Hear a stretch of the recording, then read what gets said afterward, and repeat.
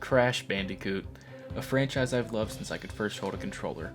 I played Crash 2 so much as a kid that the disc couldn't handle anymore and just stopped working altogether at some point.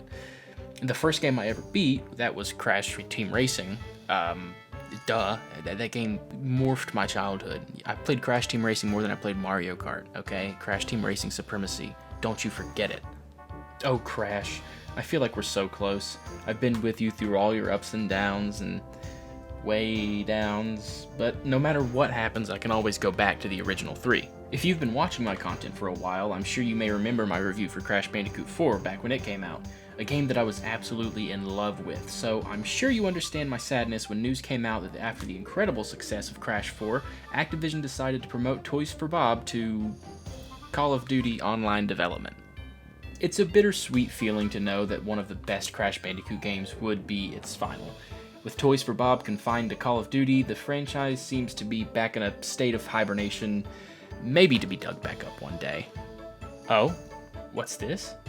Is that a new Crash game? Is that a new Crash game by Toys for Bob? Is that an online team-based multiplayer Crash game by Toys for Bob? Yeah, just when you thought Crash Bandicoot was immune to the modern gaming overlord that is online-only games, they dropped this bombshell on us. I know I'm looking at it in a negative light here, but I don't really play online games anymore. Partially because no one really plays them with me, and also I've just kind of grown out of it. I don't have it in me no more. I just don't care. Crash Team Rumble, a game that I completely forgot existed until I waltzed into my local GameStop and saw it on the shelf. An online Crash game? Yeah, no, I'll pass. Give me one copy, please. Look, I'm a sucker for Crash, okay? I played Crash of the Titans in a desperate attempt to play a new Crash game when it came out. I have no shame in my love for Crash. So, what is Crash Team Rumble? Well, it's a 4v4 online multiplayer battle game, emphasis on the online part. No single player option, no couch co-op, strictly online. Not to mention, the game has a battle pass. Yes, a Crash Bandicoot game exists that has a battle pass. The goal of the game is to collect Wumpa Fruit to get your team the most, resulting in a win. But there's a little more to it than that. Each character or hero has a role. Characters like Crash, Tawna, and Catbat are scorers. Their goal is to collect Wumpa Fruit and bring them to the team's base, using their speed to your advantage. Then, characters like Coco and Dr. Cortex are boosters. They are best for capturing gems, which are just a series of platforms in this game, in order to give your team a boost multiplier for how much Wumpa they can hold at a time. And to activate relic stations, since they have a relic multiplier, it's weird. Relic stations unlock perks or stationary weapons for the rest of the team. Finally, you have blockers. Those characters are Dingodile, Embryo, Ripperoo, and Dr. Entropy. They have the most fun job, beating the living hell out of anyone in the way of your team winning. You can even steal their Wumpa Fruit by inflicting damage, or you can outright eliminate them, making them lose all Wumpa Fruit or relics they have already collected. Now, technically, all characters can do all of these things, but if you want to get a specific job done, you're going to want to choose your role wisely. So with that being said, one question remains. Is it any good? Well, to be honest, my first impression was no. The tutorial didn't really explain much at all before being just dropped into matches of absolute chaos, not knowing what to do. And to be entirely honest, after playing a few matches, I was just bored. But me being the stubborn Crash fan I am, I wasn't going to give up on it. I played quite a bit as every character class. I even managed to unlock every character except for 2. I forgot to mention, at the start of the game, you only have Crash, Coco, and Dingodile unlocked. You have to complete Battle Pass challenges and level up to unlock the other characters.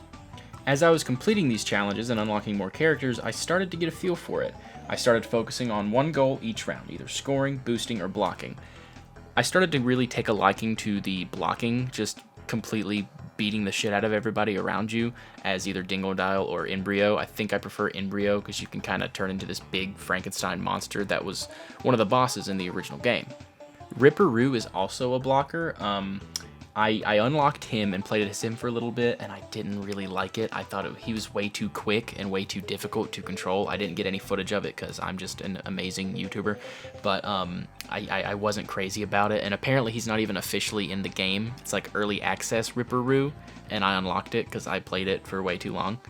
And about the chaos, it actually kind of grows on you. I mean, name one Crash Bandicoot game that wasn't chaotic, and being 4v4 makes the game somewhat level.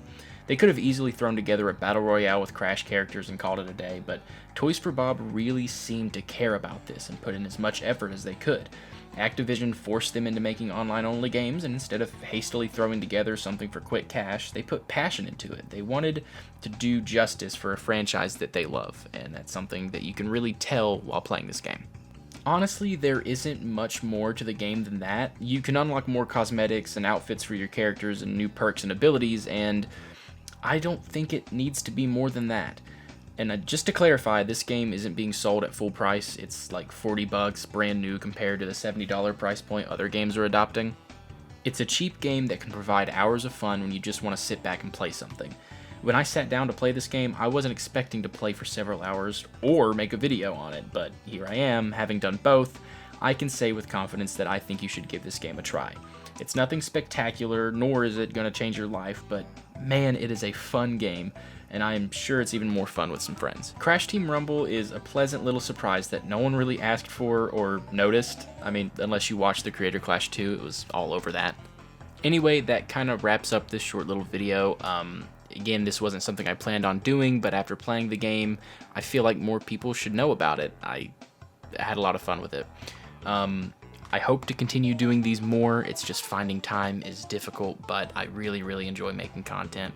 I want to get back to streaming more and all that, even though I say this every video and then I disappear for months, but I'm trying, I promise. But if you did watch this, thank you so much for taking the time out of your day to watch it.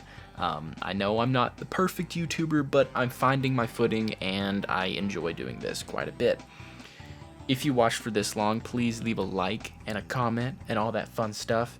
In the link below, you can find my TikTok, you can find my Twitter, you can find my threads, you can find my Twitch, you can find everything that you need to find about me in that description below. And if you aren't subscribed, of course, please do that because that gives me validation. But thank you for watching. Again, I really appreciate it, and I really appreciate the people who have stuck around. Thank you, thank you, thank you, thank you, thank you, thank you. And that wraps it up. I'll see you.